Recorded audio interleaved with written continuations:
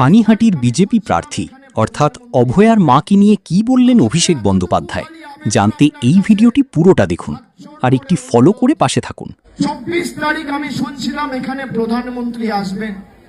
আমাদের এতটুকু খালি আবেদন আপনার কাছে, হাত জোড় করে অনুরোধ, অভয়ার ঘটনা বা আরজি করের ঘটনা যাতে বাংলায় কোথাও না ঘটে এবং কোনোভাবে কোথাও পুনরাবৃত্তি না হয়, সেই কারণে আমরা সেই অপরাধ, সেই ধর্ষণকে যাতে আগামী দিন কোনো জায়গায় না ঘটে এবং ধর্ষকদের দৃষ্টান্তমূলক শাস্তির দাবিতে অপরাজিতা বিল এনেছে।